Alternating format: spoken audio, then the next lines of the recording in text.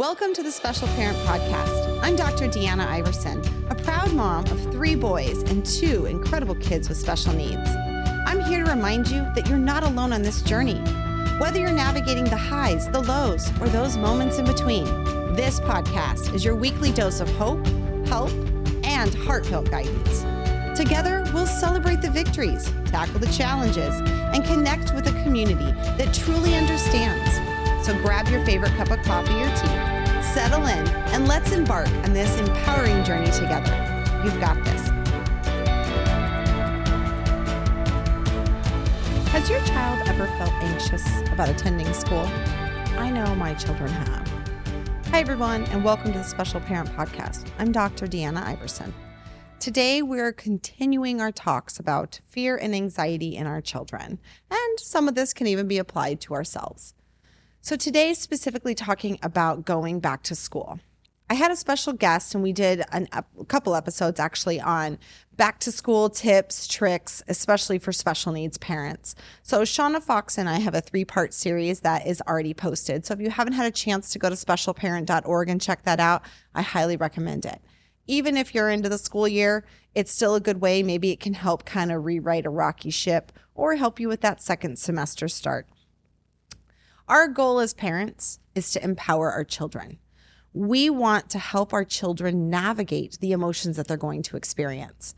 Anxiety and fear are normal. In fact, all of our emotions are normal. They're all part of our everyday life, our everyday experience as human beings.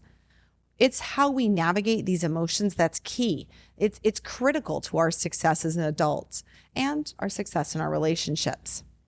So, emotions happen to us. A statement that is frequently made with the community that I work with is that your feelings aren't facts. They're real, but they're not necessarily the facts of the situation, because 4 different people can be in the same situation and have 4 different feelings. So your feelings, while they're real to you, and we want to teach our children this, are not necessarily the facts of the situation. And that's where we have to go from our middle limbic brain, which is just a reaction, emotion center brain, coming forward to our thinking brain. And we have to say, is this a real way that we want to feel about this situation? School. School can produce a lot of anxiety and a lot of fear.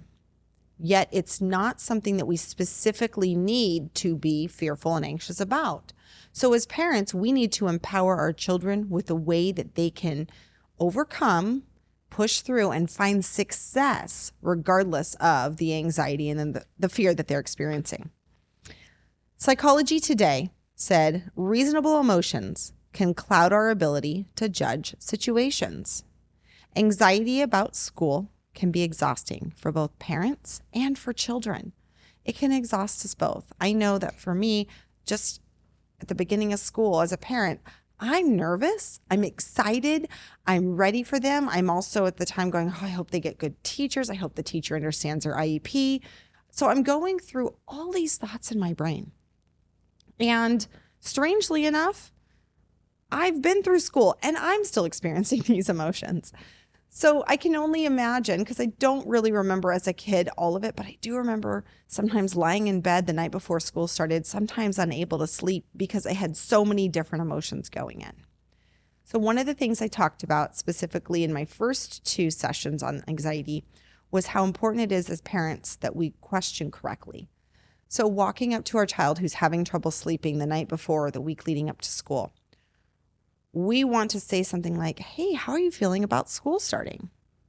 And let them come out with all the feelings, the excitement, the anxiety, the this, the that. And say, I can totally understand. I remember when I started school, and have a great conversation. Then also talk about, hey, I got through it and you will too. And empower them with that hope. What we don't want to say is, are you anxious about school? Are you scared to go back to school? Because what we do when we ask the question that way is we tell them that that's probably a feeling they should be having. So that's why it's really important to question children in a particular way. Hey, if you've asked those questions before and you're now going, oh man, don't worry about it. You're probably going to do it again. I know I still do sometimes. And sometimes as my kids grow up, I even say, you know what? I didn't ask that correctly. Let me rephrase that. And that's okay. That's okay as a parent. Maybe they're anxious because they're going to be called on, making friends, being teased, a room packed with people. I know our high school classes can be up to 30 plus students, whereas some of our elementary school classes, 20, 25 students. That's still a lot of kids in one room for one adult to be working with.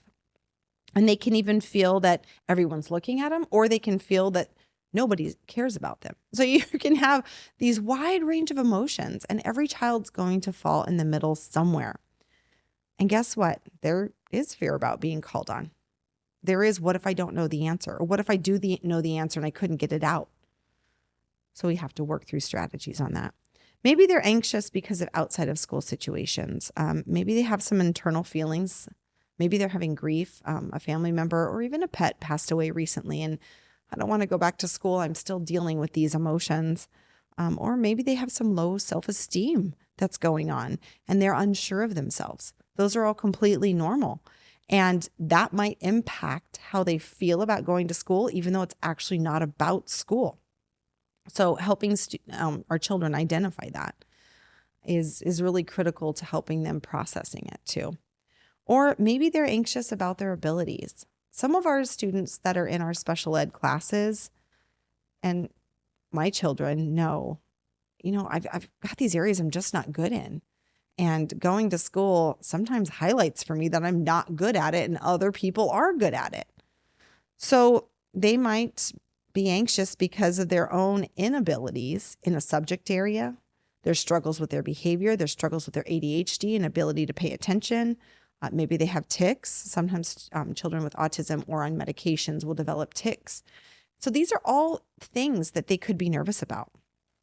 And I probably didn't even hit all of them. In fact, I'm sure I didn't. So that's just a start. So what do we do? First and foremost, we want to ask those open-ended questions to help our children articulate what's going on. And we may have to continuously dig, because the first time you ask the question, we may not get deep enough. And your child may not be able to really pinpoint what's going on. And it may not be just one situation.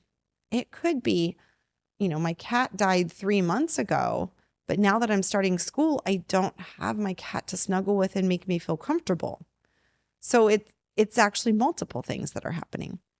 So when we dig deep and dig over time, asking those open-ended questions, we give them an opportunity to process. Remember, when we talk through things, we process them emotionally too, which is why a lot of talk therapy is good.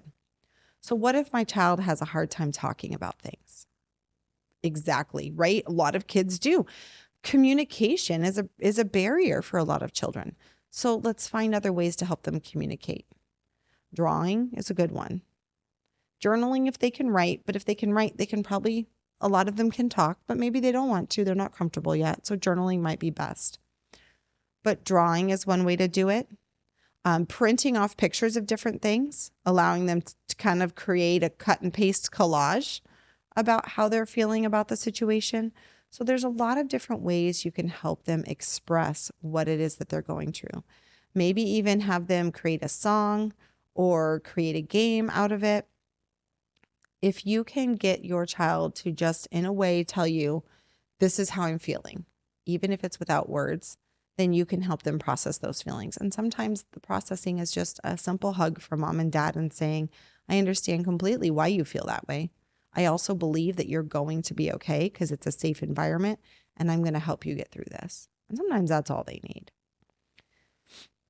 If they're having trouble getting out of bed to go to school, what's hard about that is school is not very good at helping with that problem because they're not there. So my child's having trouble getting out of bed in the morning. I'm going to tell you right now, bribery sometimes is the parent's best weapon. Tool. Bribery can be the best tool. Hey, if you want to have your phone, your electronics, if you want to play at Susie's house, if you want to, you may have to use it if you want to play with the dog. If you want a piece of gum after school, go get a treat after school. Whatever it is, if you want me to put a candy in your lunch today, I need you to get up and go. And even sometimes thinking about the whole day is too much. So let's wheel it back. Let's say, all right, when you get out of bed and go brush your teeth, There's going to be a 5-minute token for electronics. All you have to think about is that, ooh, I got the token. On the back of it's going to be, maybe just use poker chips or cards, and on the front do 5 minutes, and on the back tape another piece of paper that says what the next step is. And the next step is eat breakfast. And at the toaster or wherever it is, the plate that they're going to put breakfast on, you have another 5-minute token. So they get 5 more minutes of electronics time. And of course, these numbers can be adjusted for your need. But then that on the flap back of that's going to say the next thing. So they're not thinking from the minute they get up, they're not thinking about the whole day. They're thinking about the next step. So when we break down things into steps, sometimes that can help curtail the anxiety of the whole situation. And that can really help us out. So small issues like that, or big issues, can be broken into small issues by just tackling one thing at a time. So step 1, helping them identify the problem. If they can't identify what they're feeling and what's making them feel that way, then we're going to have a hard time helping them push through and resolve it. So identifying it by asking the open-ending questions, and then what they're feeling by asking the open-ending questions about their emotions. Step 2 now is focus on what you can control. I can control getting up and brushing my teeth. I can control eating breakfast. I can control getting on the bus. When I'm on the bus, I can control where I sit. And that may or may not be a possibility. But if that is a stress, it is something that can be worked out with the school. Absolutely something that you can get help with as far as transportation goes. So that's where you can start tagging in the school. In an area where you as a parent now have to relinquish some control, you can tag in the school to help you out. Focus on what you can control. Most fear is learned. Most fear is not there from the time we're born. It is something we learn by watching others, or we learn it because of interactions that we have that cause us to feel that way. So since most fear is learned, that means it can be unlearned. Now, that does take time. So please take the time to walk your children through this. Say, okay, you learned that that was something to be afraid of, but I can tell you right now, there are, for example, in an elementary school, there are 500 students, 300 depending on the elementary school, 500 students who get up and go without the fear. Therefore, you can know this is not something you need to be afraid of. So, since it's not something you need to be afraid of, it is something we can learn to overcome. It is something we can learn to tackle. So that's where we start talking about with them the difference between a learned fear and a legitimate fear that actually needs to be something we're afraid of. Okay. Jumping off a cliff without a bungee cord. Fearful. So we want to build confidence in our children. And to do that, they need to know that we believe in them.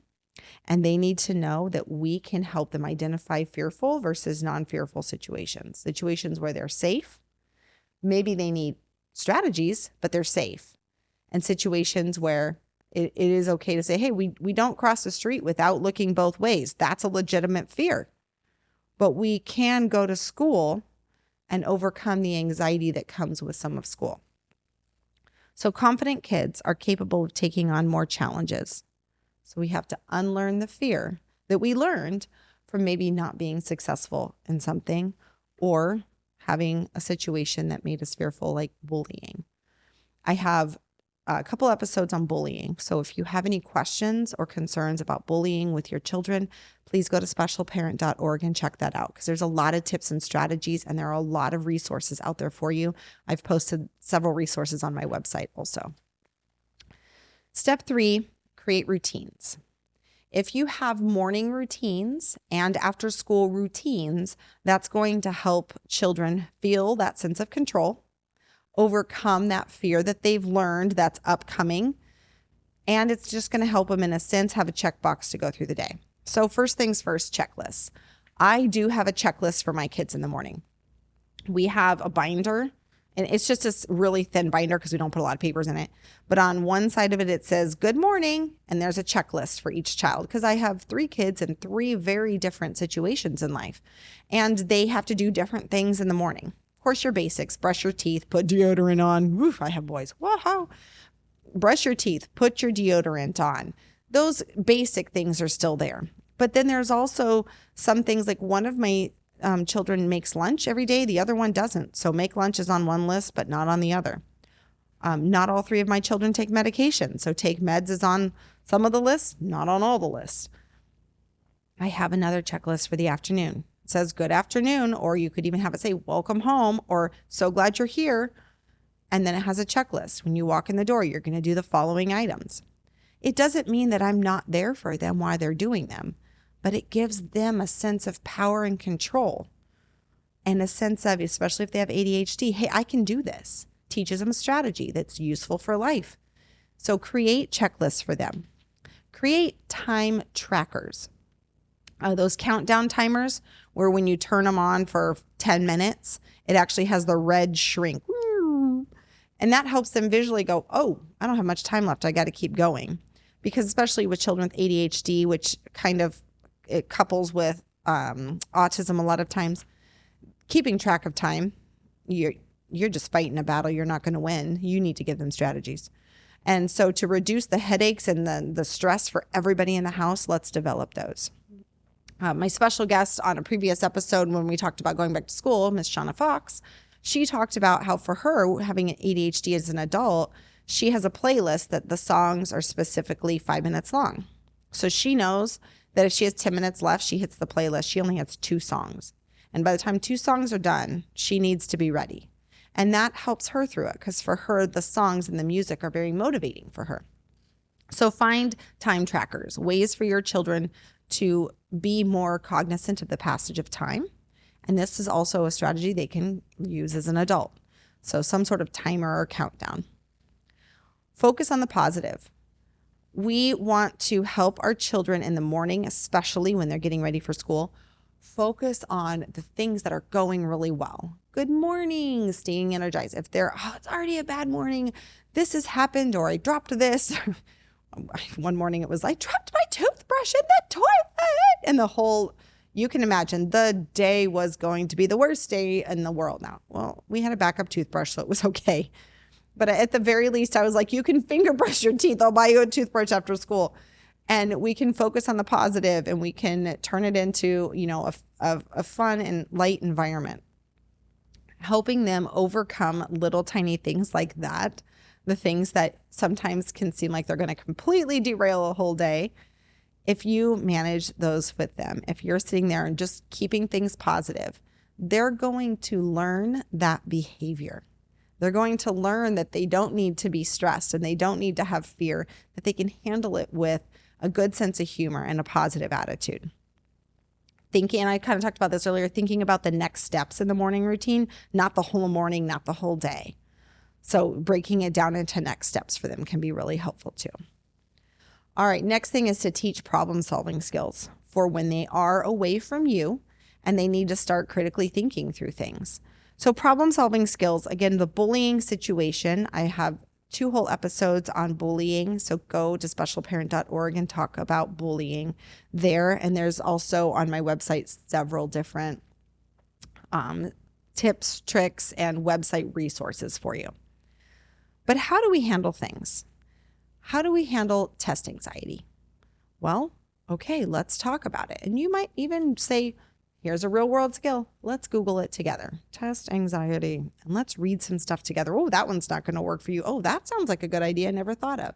And go through that with them. When they're younger, it's not so much usually test anxiety, but it might be more like, my friends didn't want to sit with me at lunch yesterday. That's a legitimate, that hurts. Man, that's going to whoop right in the child's little heart.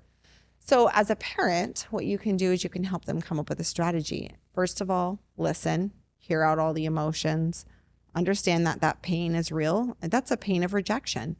And you have to help them know that that's going to happen again in life. So we need to have a way to handle it and talk them through the situation. Who can they sit with? What kind of situations can they come up with at school as far as, are there any other places to eat lunch? And it's so individualized. I'm not going to give you a million different options here, but I would suggest that even if you just looked it up online with them, they can, or for yourself to show them, and then maybe even create like cut out printed pictures if they're struggling to communicate with you on that. You can have cutout printed pictures for them to use to help understand what it is that we need to do. We're going to do step 1, then step 2, then step 3. If this happens, we're going to do this. And we're going to go talk to our teacher. We're going to go talk to our counselor. We're going to go outside in the playground and sit in a different place. So that way we can maybe just observe. One thing that I think is hard for children, heck, it's hard for adults, is the understanding that sometimes being alone is not the same as being lonely. And I do have an episode where I talked with Annie about the difference of being alone versus being lonely. And sometimes when we deal with rejection at school, especially because mom and dad aren't there to help lift us up, we have to give them strategies. Maybe we're going to give them mantras that they can repeat. I am beautiful. I am loved. I am strong. Maybe we're going to give them something to look at, a picture of our family and how much we all love each other and we care for each other. But while they're dealing with that, we also have to teach them sometimes it's okay to be alone, because to be alone is an opportunity for connection that wouldn't have been there if I was with those other friends.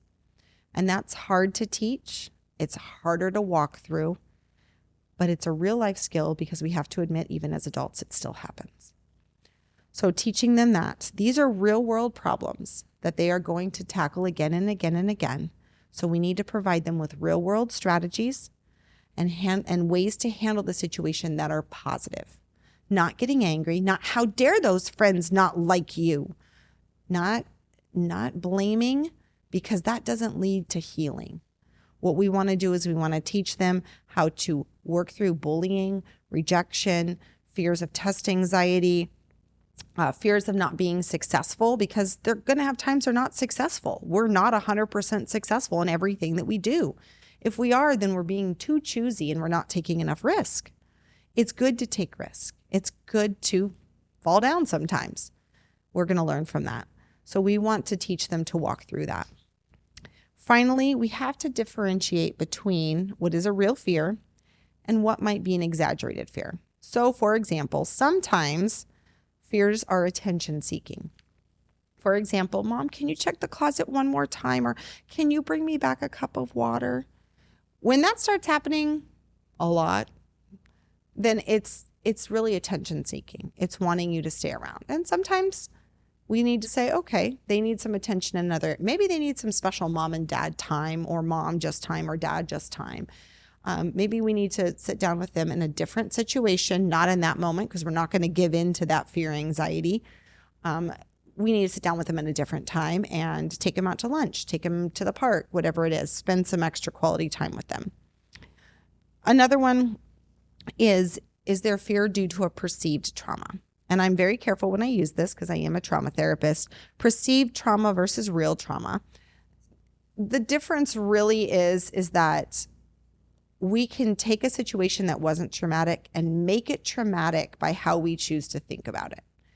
So if everyone was in the situation and everything was fine, but one person felt, oh my gosh, and it's just having this huge emotional reaction, we have to, in a sense, not dive into that. We have to simply say, I get why you're feeling that way. Now, your feelings are not facts. Let's re-examine the situation. Versus a real trauma, the death of a family member, a pet, something, maybe a natural disaster that took place, a tornado wiping out your house. That's a real trauma.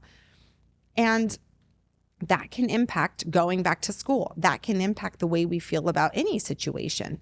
So what we want to do is we want to differentiate real fears versus kind of those exaggerated ones that are maybe attention seeking or exaggerated because they're not understanding a situation. They're just having a reaction to it, versus a real one that requires extra help, extra support from either a professional, mom, dad, etc.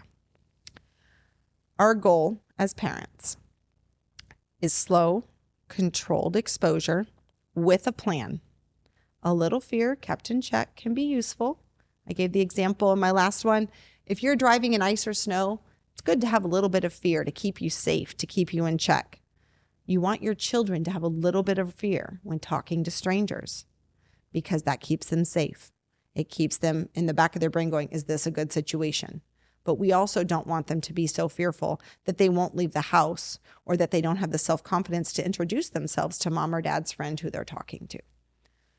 So that little bit of fear, we want to have them have slow, controlled exposure with a plan. And that's going to help them overcome anxiety, overcome fear, build self-confidence, because now they know mom and dad believe that I can do this. Become self-assured of their inner strength. That is our goal, becoming self-assured of their inner strength, because someday they're going to have to rely on themselves for something. We're not going to be there, and we want to teach them how to do that. Next one, anxiety part 4, our last one, is going to be all about coping strategies. So please tune in for that. Remember, mom, dad, parents, this isn't easy to navigate. It's going to take time. It might become exhausting for you at times, and that's totally normal. So use your own coping strategies. But above all else, you're strong, you're capable, and you've got this. This program is made possible by friends and partners of the Special Parent Podcast. For more information and to join our mailing list, visit specialparent.org.